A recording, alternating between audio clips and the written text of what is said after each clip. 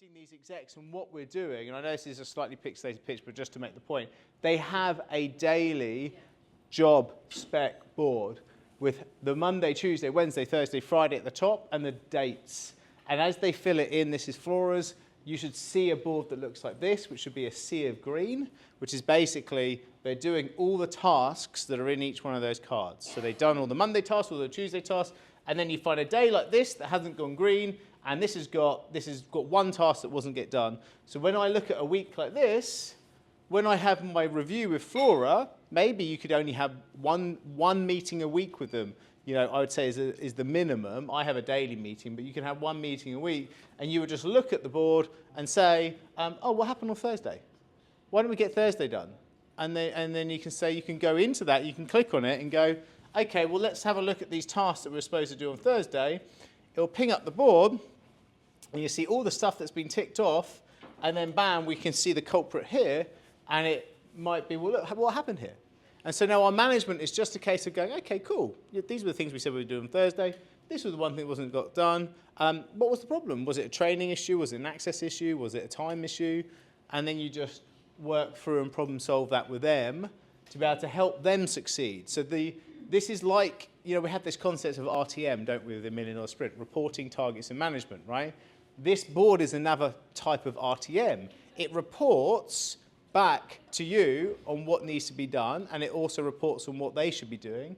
The target is to make it go green, i.e. to do all of it. And the management side is, hey, this is the piece that is the only thing that you need to worry about. Because if the rest of it's getting done, then we don't need to worry about success. Let's just help to coach them through about the things that wasn't done. And then that becomes the one thing that you need to do. So it optimizes your conversations. It optimizes what they should be doing. Now, how do you go from the system that you're given right at the start of $1 Million Sprint and the system that you ultimately are going to finish with, which is always a moving feast? You've got to work through this and see what you want to have done and what you want to have removed, what you want to have added in, and shape this in the right way. And conversations that we're having today and strategy and structure and what your funnel dictates what you want your exec to do and vice versa. So that is a great way to manage them and to tailor it. You just got to spend a bit of time with them and lingering and reading and actually understanding the things they should be doing, because ultimately you're managing them to succeed at their job, and these are the things that their job is, and if you're not looking at that, then it's impossible to actually help them to go further on it. So just please just remember it's there, and it's such an important tool. Cool. All right. Let's come back in and just bring out a few things. So in terms of product and offer and conversation around that, who wants to kick off with getting a sort of a flavour for the big things that they're working on, or big questions they're working on that they want to bring into the room that we can maybe discuss and talk about, or things that they saw that has really helped, other things that have gone through. So, yeah, go for it, Dave. My thing at the moment is product improvement, offer improvement, all that sort of stuff. And part of that is my thinking around being even more specific in the niche. You know, at the moment I'm saying I help companies get investment, but it sounds quite niche. It's not really, because it's what company, what stage, what level, all this sort of stuff. I've got a whole load of random investors, I've got a whole load of random companies. The one thing in common is they want investment. Now, I've always been a bit scared about niching, but actually, like, when I talk about it, it just makes complete sense. Obviously, things are easy to talk about and difficult to do, but if I said, right, I'm only going to help SaaS companies that turn over 1 million to get investment. That's it, right? And then I have a pool of investors that only want to invest in SaaS companies. Yeah. And then I talk to the SaaS investors to exactly understand exactly what they need, and I engineer the whole product around that. Yeah. And then I also make it 100% free. And I only make my money when they invest. But when they do invest, I make a shitload of money because they're investing about 10 million quid. Yeah. So any percentage of that is happy days. Fantastic. So niching, so a real kind of aha moment on that, and it's the practical application of that, and actually what we'll, that's what I want to get from these conversations is going, right, this is what we're practically going to do after this room. These are the tactics we're going to take forward. So just think about those tactics that we're going to take forward. I was just going to say, just to suggest, I don't know if this will be relevant, but you don't have to niche your business. You just have to niche your market, and you can perhaps niche your marketing in a few ways, and do the tests. You don't have to dive straight in. Yeah, run the it could campaigns. be a productised service, like my company Scrub the Deck. I could set up a whole product which is Scrub for SaaS, and it's just for that. And then if that product goes really well and they make all the money from it, then obviously they can do anything else. That's such a scary step, though, isn't it? Well, yeah, or just run the ad campaign. You don't even need a product. Just run the ad campaign. I help SaaS businesses that are turning over $1 million revenue, get investors, etc. Run it, and then if you get shitloads of leads, then the market's telling you. Interesting. I think from like you're saying, from a marketing point of view, if you're doing like paid ads and stuff like that, it's just so much easier if there is a niche. But I'm totally with you about that. It's quite scary, isn't it? But like you said, you could do it to $1 million plus and stuff. But yeah, The riches are in the niches, right? That's what they say. The riches are in the niches. But the Chips are in the knickers. yeah, exactly. But interestingly, so with Alexis, one of the things that he's saying is that as you come up and through the niche into that $1 million in revenue, that's how you get up into that. And then he's saying then what you do is then you start to umbrella out like that. So it's almost like an up and umbrella. But people try and do that too early. They kind of get a little bit of success and then go, hey! And then the umbrella can't go up the funnel. What is? And you're trying to walk through a corridor with your arms that wide, right? So it's eats up an umbrella indoors. yeah, well, exactly. So you've got to go outside because there's more space to open it. God, there's so much analogy here. So anyway, let's come back out that rabbit hole. So cool, Janet. I've realised I need, I can't even say the word without sticking ER on it, a high-end offer rather than a low-cost one in order to, help people to fully heal. You've got to be in it. You've got to be fully in it, and £25 a month is fully in it. No. That's yeah. Oh yeah. Woo! Love that. The flagship product, right? It is a flagship product, and we always say stop trying to sell people a whole suite of solutions. Give them the solution. Make it the best solution ever, and polish. So I think it's one of the big themes from today is to try and get the thing as good as possible. That's kind of what you guys are seeing. What I'm trying to do is just make it as bloody good as possible. It's still $1 million sprint, and it's still the same thing. It's still the same membership, and so if you could try and apply that into yours, what is the result you're trying to achieve? The result is help people heal. I'm trying to achieve, but I've not actually achieved it. Can I say that? I understand, and I've spent years in that space, and I've heard it today in our group that I'm trying to become more confident in what I'm doing.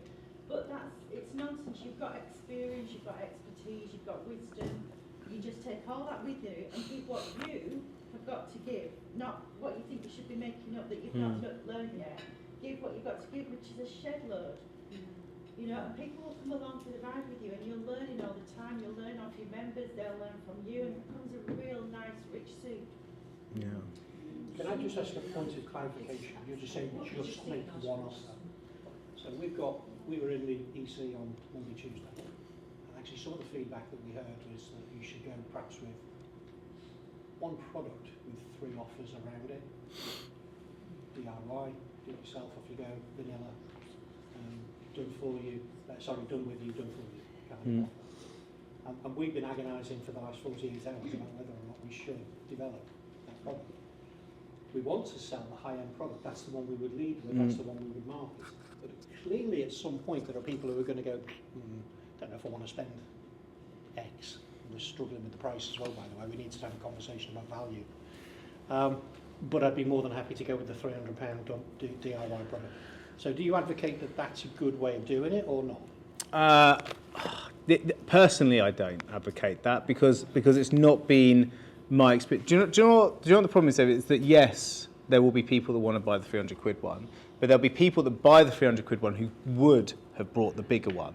And actually, when you do a net comparison in our smaller pre-million in revenue model, actually I see that there's a far better time because we've only got what I'm always juggling with, right? So the thesis is great, right? So you look at the big companies doing really well, who are, by the way, bigger with staff and they've got money and they're doing great, is because they've got bronze, silver and gold and they've got these different products and it's fantastic. But actually, when you boil it down, how did they become bigger, get their first staff, and the rest of it is that they got really fucking good at one thing and people brought the one thing and then they built out more. And we've only got a limited amount of time. So if you've got 100 points in the day of time and you spend 5 points on this, 20 points on this, 7 points on this, before you know it, you're just spread thinly across everything. Whereas if you keep on making the one thing as good as possible, you keep on trying to solve why are people not buying this thing? Why is this not the remarkable offer? Someone talked earlier, I think it was Dave, was talking about, Hormozi's talking about how can you make an offer so good they would feel stupid not saying yes. Well, doing that for one thing is so much easier because you're just, like your brain is in it, just constant. And so, yes, you can innovate that product and tweak and change and clamp extra stuff in and do extra bits or remove bits, but it just helps to get that right. Then you get proof of concept, you get a load of clients, they then start to tell you what they want, you carry on polishing it, and then you grow. And then it's easier to train salespeople to sell one thing because they only have to sell one thing. It's easier to do lead generation for one thing because it's only one thing. Boom, boom, boom. And then you get to scale. And so that's... So even though the product is one thing, it's the same product, whether they're buying... It's the same corporate. Whether they're buying like the membership or the mastermind. Yeah. It's the same one thing they're buying, but you're saying actually also make that one thing one price. Yeah, I just think so. I just one thing will be a supported membership over a 3-month, 12-week cycle. So I tell you one thing that maybe might help is that you could sell the one thing but still do some upsells in it. So if they're buying that thing, but then you can say, oh, and actually if you want to buy some one-to-one time with me to be able to help you with this, then there's an extra cost within that, and you could clamp on a couple of extra sell things within that. So if that's what you're kind of saying, then yes, but I would try and present just the thing first, because that's, whatever the best way of doing it, I would sort of say that and we clamp it in. But also, I've got a bit of insight that I know where you're trying to go, and you've got to just keep that in mind for yourself, because doing done for you is going to rip your time away and engage all your staff and all your things. You're on a fast track to going somewhere, and that's what your focus is in my life. Yeah, no, absolutely. Yeah. done for you is really hard, and scaling up the team is hard to do. Yeah. And So we're trying to achieve the exact opposite in order to exit. yeah. So I don't want to be doing You anything don't. delivering. It's Yeah. expensive. Yeah, but it just depends. Obviously, it's coming from someone who's doing done for you now. So but that's because it's there's a scalability element with it. So I'm having to be hyper processed to be able to deliver that. But and that's good for exit as well, because it means that stuff is getting done, and I'm not so involved in that getting done stuff, which is part of the story, right? So. It's interesting. It's all very interesting, isn't it? Okay, right. Into the room. Let's change subject. What else do we want to talk about? Who just put a theme? Yes, John. Just jump in on that conversation. The epiphany, you say the one thing. Like, what I realized is that the one thing is the transformation that the customer's getting. Yeah, the result. That's the thing we obsess about. Your customers here, they want to be there. Yeah. That's the thing we obsess about. Whether it's done for you or a group or a digital course or whatever, it's all the delivery mechanism. Yeah. The only thing to obsess about is, does it work? Does Yeah. the customer get the transformation? You can have multiple ways of it going on the journey, Yeah. but that's the one thing. Yeah. The customer's here, they want to get there. Are they getting there? And then you can iterate around the delivery mechanism, price points, and how fast they get there, and you can mess around with perceived luck, even success. But the one thing that you're iterating on is your ideal customer. They are here. Did they get there? Booyah. Yeah, I think that's a great point. It actually helps you guys out as well, because I think you're probably on the right track. And I think giving the two options isn't actually that much of a problem. I think you're right. It's the same when we say the same product. Actually, as John says, it's the same result you want to give them. They all want to buy that result from you. Ultimately, clients they don't want to buy your product. They want to buy the future that you're going to give them. And if we can sell the future to them and make it such an incredible offer, then that's what they will buy. And so that's how we need to package that up. I've been doing that for the last 6 months or so, and I was in the same dilemma. Do I sell one product? Do I sell a bespoke package, or do I sell 3 different tiers? And I still don't know the answer. Having tried it all, and I think some people, they've gone on the 997 cheap end do-it-yourself one. Maybe I could have sold it for £5,000, you know what I mean? And it's the same dilemma all the time. Now I'm thinking, because everyone's at different stages and because it is quite a wide thing, as I said, that's the fault of the offer. Now I'm thinking I kind of do need to do a bespoke offer for each one based on how much work they've done on the pitch deck, based on where their company size, all that sort of stuff. And the niching thing is actually going to eliminate that. It will make like one single product. So, it does come down to niching and the offer. Angie, you say so? I've got a specific goal. That's slightly different subject. Is that all right, Shipley? Yeah. From our group, it became really obvious to me. I thought my problem was that I couldn't convert. Right, I'd lost my mojo, I'd lost my magic touch. That Craig said it wasn't that, it's that I need more leads. I need to up my ante, need a lot more leads in. So can I ask you around summer promotions now about challenge? Because one of the things that I'd like to do is create a new challenge on the front end that would be really obvious, like yours is your 5-day LinkedIn thing, and then it leads to a LinkedIn audit. So if I'm the Visible Club, which is our sort of like, pretty similar to MDS, but right at the bottom end, as it were, like we do their offer, their message, we teach them how to sell, we do their tech for them, etc. I would like to try and find 2 things, like a summer sizzler campaign or something that I can really make use of in the summer now, and also some level of like what would be a really great challenge on the front end that could lead us into the Heartbeat community, where we're talking about our weekly message and momentum. So they're looking at all these front end messaging things that they can't do, and they can't have the conversation, they don't know how to sell, etc. So I would love a front end challenge that could feed into that. Cool, love that. And actually, that's a great way of me kind of introducing the Summer Sizzler. So we talked about it a little bit last time, but why do we do a Summer Sizzler campaign? And actually, why is this going to help or be relevant for this time of year? So what you see within the year is you normally have these 2 places in a year, and I take the point, say for Myth, for example, where her down points maybe during the summer or different times because she's selling into a different industry, i.e. education. But most of us will see a bit of a dip in August and a bit of a dip in December in terms of revenue, right? Because everybody buggers off and everybody buggers off, right? And so it's as simple as that. And so you'll see that. And that is just the thing, right? And so what we try and do when you have these quarters leading up into this, you get the ability to really see. You'll see spikes here at the start of this run into August, so sort of a June time. Normally that's quite good. May, June is normally quite a good time.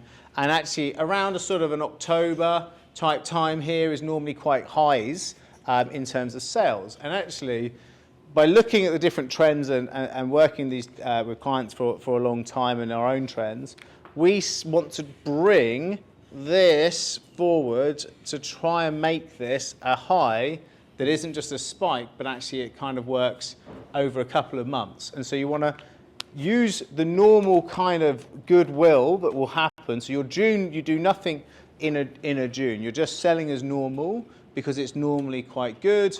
I don't know if anybody's kind of seen that, but you tend to get good, a good bit of a momentum. If you've been doing it for a while and you've got a bit of established, May, June tends to be a good time for business, as I said. So July, people are already thinking about their Ollie Bobs and taking some time out. Schools are doing summer fairs and all that sort of fun stuff. So we want to hit this with a campaign and a special offer to be able to try and make up for this dip in August. So Huh? We're in July now. No, yeah, exactly. So this is the offer you're just about to go into. So in July you do this, right? So if you can run some sort of, say, a 5-day challenge in the 3rd week of July, in Andrews, for example, it doesn't have to be a 5-day challenge. You could just switch your script in your sales meetings to saying, hey, it's great that we're talking today because we've got this fantastic summer sizzler offer. And the beauty of that summer sizzler offer is that you can buy today and you can either pay like I don't know, you could pay like a £500 deposit, or you could pay we did a £47 deposit at some points, where you just sign up and join, and we're going to give you the entire August for free, because we know that you probably aren't going to get massive amounts of time to do whatever you're supposed to be doing. But on your Sun Lounger, you could be coming into our community, or you could be trying on whatever we're doing, or we could be working with you and getting started. So therefore, when you want to really kick things off in September, we are already, like, if you're kind of onboarding on there, and then by the time we hit September, you go and smash it, this is how you're talking to your clients. If we can start working with you here, actually, this growth's going to be far higher. Whereas if you join here, then you're going to just do a little bit here, and then actually by the time you get to August, you're here. And the difference is because you actually started onboarding in August. So this is the language you're telling clients, right? And so we actually, on purpose, we give you August for free, or we give you August for half price, we give you August for a lot less, and you start working with us, and then we work through from that way. So it doesn't matter if you bring them into group coaching, this is perfect, because obviously group coaching is, they're just another person in the room. That's so easy. You just give them a cheap month there. If you're doing one-to-one coaching, you might say, let's start now, and I'll give you a half-price session, and I'll give you a few things to do in August. So we meet up once in August, whereas normally we meet up twice. I'll do that. We're doing this as half price because I just want a couple of things to work on. I want to check in with you, and then we really start here and we can hit the sky, right? So you're just using their objection against them, essentially, because you already know they're going to say, every single person in July will go, really love this. So what I want to do is maybe start in September because I'm about to go on holiday for a month. Everybody says that. Everybody bloody says that. So don't allow them to say that. You can say, look, I know you're going to take some time over August. I'm also going to take some time over August, so I'm going to give it to you for free. But I need you to start now. Why is it important that you don't just let them go, okay, start here? Is because you want them to pay a deposit and sign a contract, and to mentally also be on, so their mindset is during the whole of August is they are actually onboarding and they are part of the community and you're there, which is why having a group community is really good. Doesn't matter what you're doing because they've joined the group community. It's part of the onboarding. Having some sort of onboarding structure, whatever it is so, so, so important to try and get this thing nailed and put it into your pitch in July. Super, super important. Doesn't matter what you're doing. T-Bar.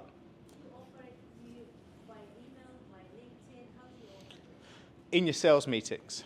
Well, it depends on, because remember, you don't offer, you've got to get to the stage where you are giving an offer.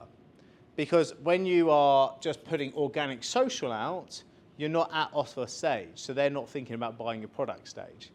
So you go into your, once you then still say to go do the audit, you still want people to get in to do the audit, and then when they hit them with whatever you're doing, you then hit them with a pitch, but the offer is your summer sizzler. Would it be possible to send you as an email summer offer? The problem is people still go, oh, summer sizzler, and they go, but I don't want to buy anything because I'm away for August.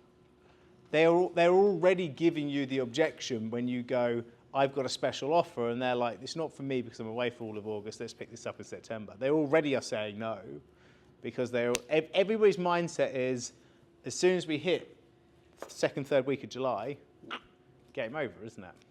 Now, the nice thing about August is there's lots of actual people looking at stuff. The amount of kind of views on your stuff will be good. You should still run your weekly moments, because although not many, you might get a dip in attendance, there'll be loads of replay viewers. There'll be loads of people watching it because they are on sun loungers and hanging around, or watching kids at playgrounds and on their phones. It happens. So you still want to run everything exactly the same. Just anybody you can get onto a meeting, hit them with the Summer Sizzler.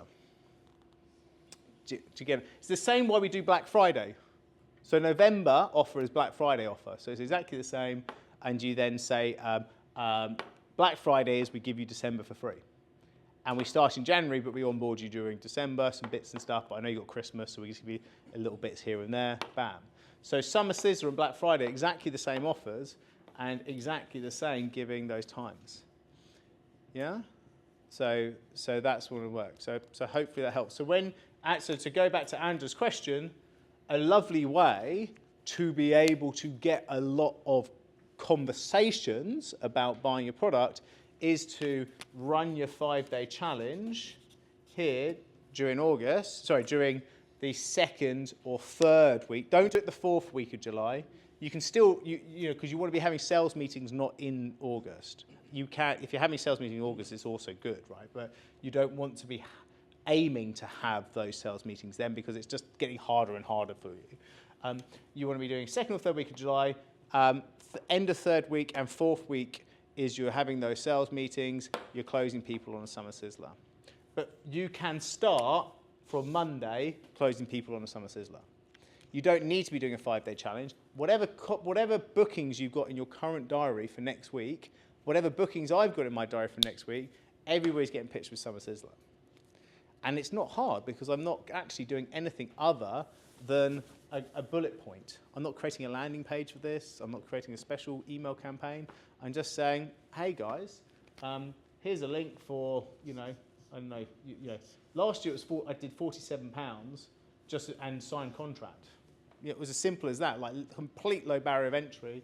People jumped in there. I've got a slightly different problem now because obviously I'm including a marketing exec as part of it. So I've got to obviously look at their time, but I might just charge the cost price of a marketing exec, and I might also think about when does the marketing exec go. So I haven't quite thrashed out in my head. Even say you get in there and start the training and the marketing exec comes along later. Yeah, I think after today's call, I think that's a good idea. But anyway, it's not about me anymore. So we've had a lot of that, and I am very grateful. So does that? Fuck off, Craig. I'll buy you all a drink later. How does that sound? Does that help? What, the drink? The drink. There'll be more than one. So I'm going to start going backwards. All the people that have come to call, I'm going to start kind of retargeting people. Yeah. Summer Sizzler, and then I'd like to. I need to have a think, so I'll maybe bring it to the calls as well as to what my challenge could be that could really link into what we're doing. Do you know what I mean? Like it's a no-brainer from the challenge to come to the weekly moment. There isn't. It's not some like random thing that's completely different. Do you know what I mean? Like I want to kind of link it in.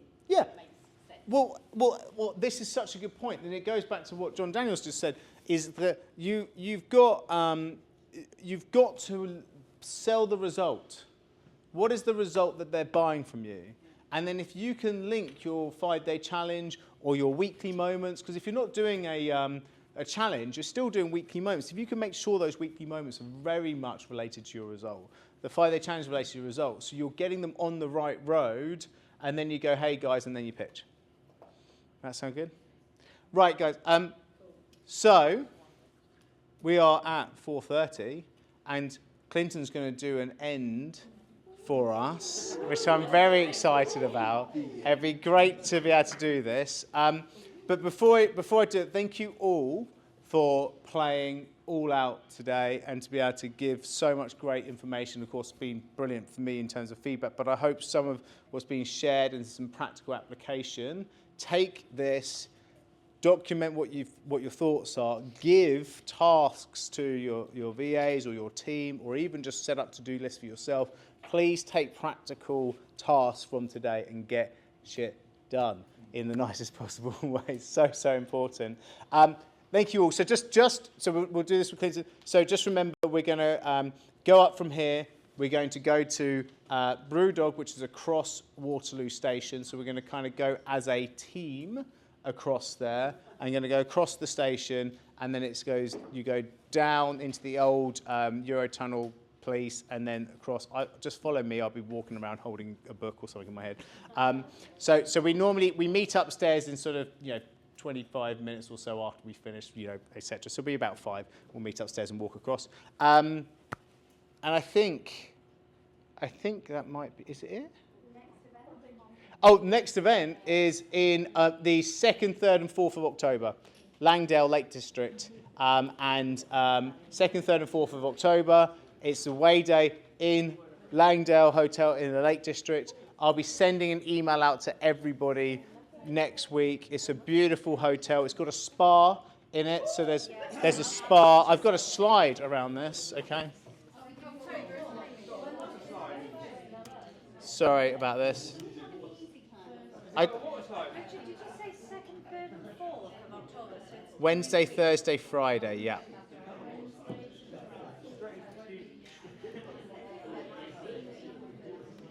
Okay, so here you go.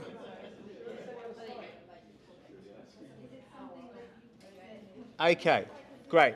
So this is it here, and it's lovely. It's got a spa. It's got so if you're not climbing anything, because we will do some climbing or walking. It's not actually climbing ropes and stuff. It's got a lovely spa. It's got like its own water wheel.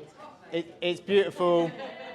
It's a really lovely place. We have a conference for the day. We'll have food. We'll have dinner. We'll meet on the Wednesday night. So what happens? We meet on the Wednesday night. We do a conference and a chat and a dinner together. We then do the activity the next day. We'll go climb something cool. And if you're not doing that, then there's the spa and there's a load of other things. And also we put together a little bit of a team exercise for both sides. So if you're staying or you're walking, we want to come back with a couple of tasks. And then the final day, the Friday, we then do the conference like this for 3/4 days, and then we depart. So just so you know, just in terms of costing for this, because we've got to cover hotels, etc. If you want a room on your own, $199 per night. If you want 2 sprinters in sharing a room, it goes to $137 per night. This includes lunch, dinner, breakfast, spa access, hotel room, transport to walking stuff like this, and drinks, obviously, which we'll do. What? A massage. Only in my room, buddy. You come on in. And that will be mates rates. Come on in. Yeah.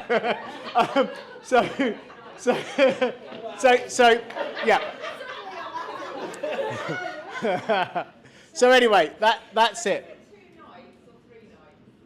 So it's 2 nights on. So it's Wednesday night, Thursday night, and we depart Friday night. And so we only do the conference until just after lunch on the Friday, and then that gives us people to get a time to get home from.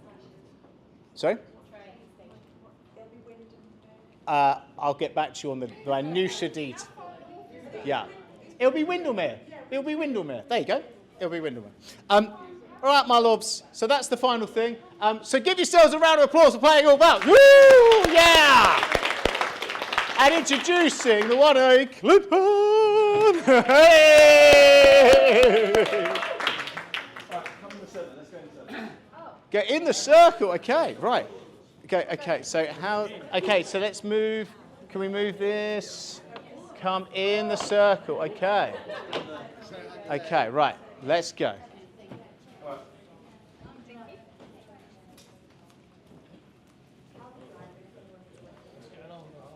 Yeah, exactly.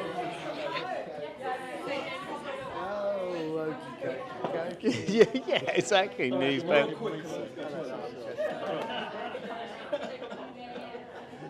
I'm just being honest. Dave gets away with saying anything he wants. All right. Okay, coming into the circle, guys. Coming in. Cara. Coming in.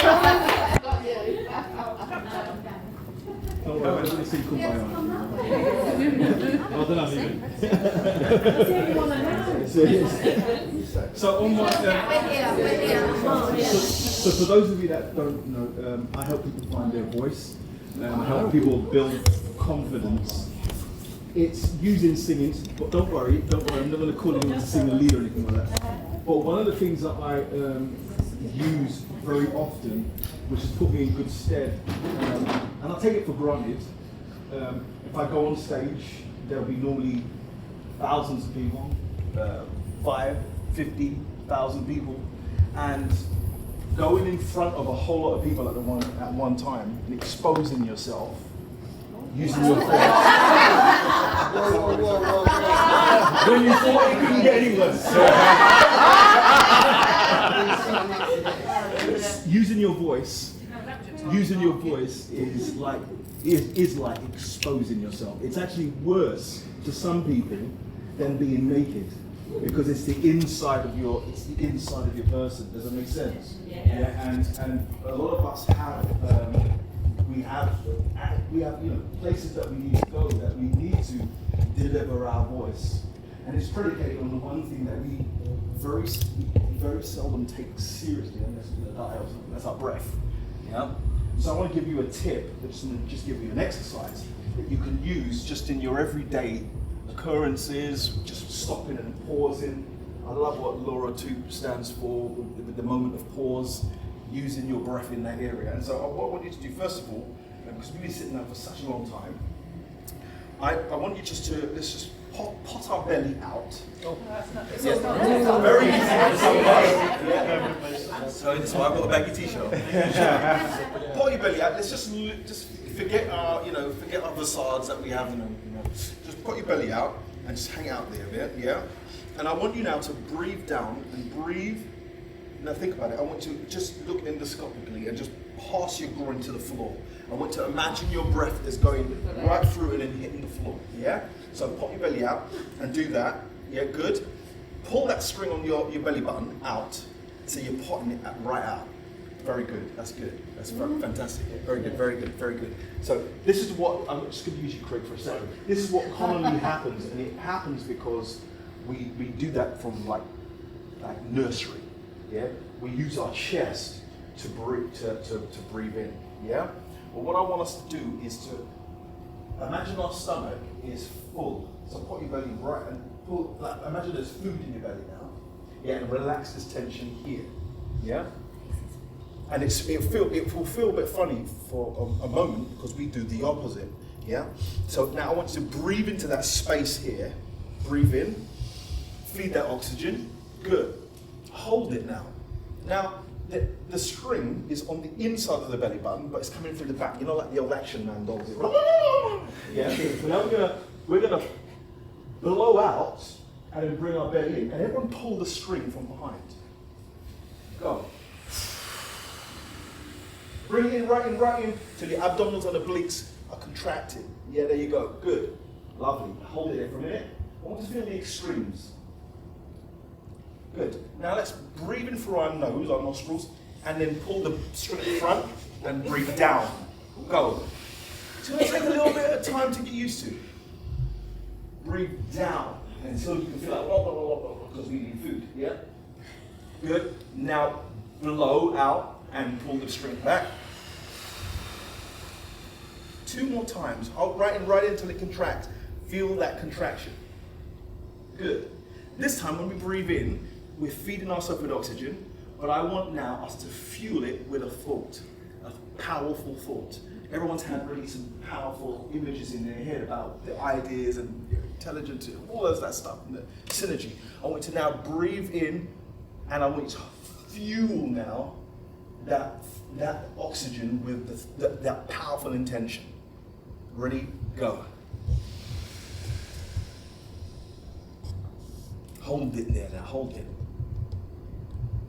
Now I need you to feel the thought, the feeling, and the oxygen mixing together. Now release, blow. Right in. Do it 2 more times. Right down, go. What is your target? What is it you want to do? What is your goal? Until you're totally consumed with the oxygen and the thought together. Hold it there. Feel the completion of it. Feel the purpose and intention, everything mixed with it. Now blow it out and release it. Go. do one more because it just feels good. The more and more oxygen I get in, the more I feel the completion of that thought. It feels so good. Feed in, fuel in. Just one more time, go.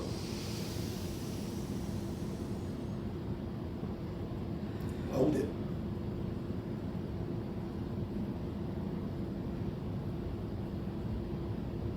Go. Now this is like brushing your teeth, this activity. The more you do it throughout your day, you're doing three things, what I call the 3 Fs. Feeding, feeling, and fueling. When you are feeding yourself with oxygen, you're coupling it with a thought. That thought is going, swelling down the mind. Electricity is kicking in, and you're feeding it, and you're feeling it, and you're fueling it. And that emotion, the energy motion that is coupled with all of those things, mix with it. And the more and more you breathe in that idea, that thought, the oxygen that you're fueling with, the more your energy and your body chemistry changes. And that's why when we go to sing, or when we go to speak, or when we go to deliver ourselves, we can change the room depending on what's predicated on your breath. So if I go, when the night has come, and the land is dark, and the moon is the only light we'll see. No, I won't be afraid. No, I won't be afraid. Just as long as you stand by me. Go on, so darling, go on. So darling, darling, stand by me. Oh, stand by me. Oh, stand by me. Stand by me. One more for his camera. Stand by me. When the night, go ahead, 2, 3. When the night, boom, has come, boom, boom, boom, boom, and the land is dark, boom, and the moon, boom, is the only boom that we'll see, boom, boom, boom, boom, boom. No, I won't boom, be afraid. No, I won't be afraid. Just as long as you stand by me. And I want to leave you on this last thought, the final thought. One of the things that I think is the invisible asset in this group, in this community, which I think we tend to take for granted, is the power of harmony. Yeah, I've had some really fantastic private conversations with groups and some amazing synergy. And I think what's different from this group to other business groups that I've been to is that people have the ability to be vulnerable and come together and have this cross-pollination and this synergy. And even in our vulnerability, when we pair up and do something together, something else amazing happens. And that's what we call in the musical expression harmony. Yeah? And I think this Richard, you have an amazing community, which I think that there is a power in here than just ourselves. You know, if I'm with you and we do a podcast together, we can create some synergy which has a different harmonic value. We might call it intervals in music. Yeah, there's a distance between us, but when we come together, we grab a different audience. I put this challenge to all of you. Yeah. I wonder if there are any podcasts that you can do together with each other. I wonder if there's any like newsletters that you could synergize with each other. I wonder if there's any kind of online events. I think it's an opportunity to have a discussion and not work in silos. Just because we have our own independent businesses, maybe there's another business within the business. And so that's my little take on today. Yep. Give it up. Woo! Yeah! Oh, fantastic. Because you don't own it. So what's the Can we technique? do another song? Everyone where you sang that because you do not own it. Come on, let's do another song. Just tell everyone. All right, I did. So I'm a session singer by trade, and I used to sing with artists, and that song was sang at a little wedding in 2018, Harry and Meghan. Wow! Yeah! That's amazing.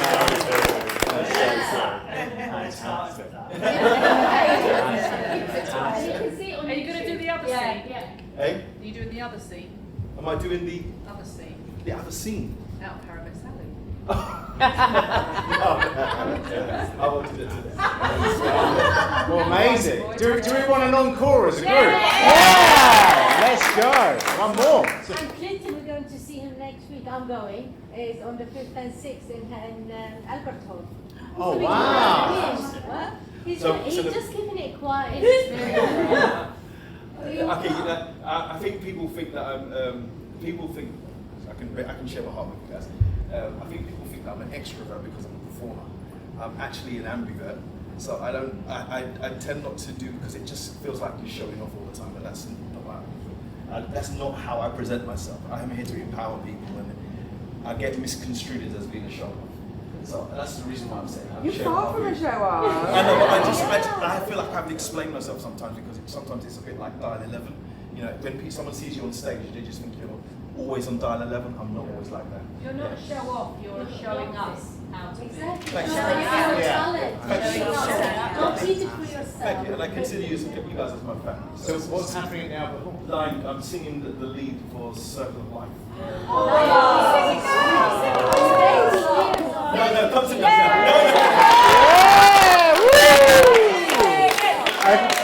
Can we have a team encore, like for all of us? Let's lead us away. Come on, sing us. Let's sing Circle of Life. No, man, no, you're trying to put me in here. It's a circle of life, and it moves us all through despair and hope, through faith and love, till we find our place on the path unwinding. It's the circle. It's a circle of life.